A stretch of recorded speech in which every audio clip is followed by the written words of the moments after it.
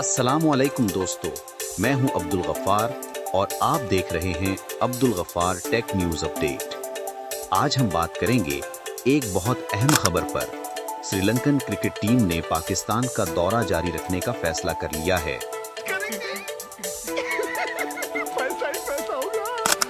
Sri Lankan cricket team के manager का बयान सामने आया था कि कुछ प्लेयर्स पाकिस्तान का दौरा अधूरा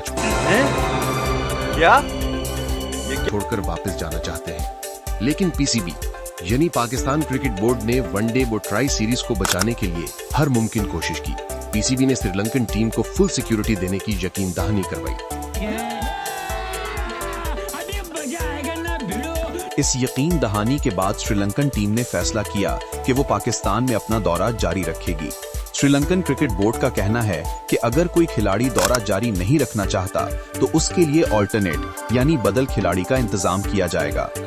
दुनिया में किससे प्रॉब्लम नहीं, जिंदगी का दूसरा नाम प्रॉब्लम है। श्रीलंकन बोर्ड के मुताबिक पीसीबी के चेयरमैन मोहसिन नकवी ने खुद श्रीलंकन प्लेयर्स को सिक्योरिटी के इंतजाम का भरोसा दिलाया। उन्होंने कहा कि टीम और स्टाफ की हिफाजत हमारी सबसे बड़ी तरजीह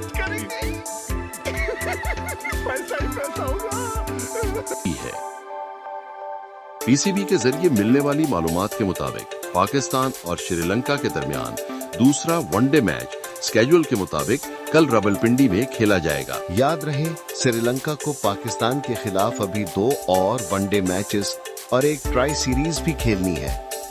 उम्मीद की जा रही है कि दोनों टीम्स बेहतरीन माहौल में क्रिकेट का लुत्फ उठाएंगी।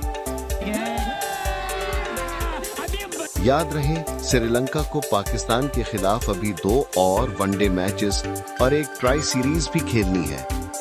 उम्मीद की जा रही है कि दोनों टीम्स बेहतरीन माहौल में क्रिकेट का लुत्फ उठाएंगी। अगर आपको ये न्यूज़ अपडेट पसंद आई हो तो वीडियो को लाइक करें, चैनल को सब्सक्राइब करें और कमेंट में बताएं कि आप समझते हैं कि श्रीलंकन टीम का पाकिस्तान में खेल जारी रखने का फैसला सही है।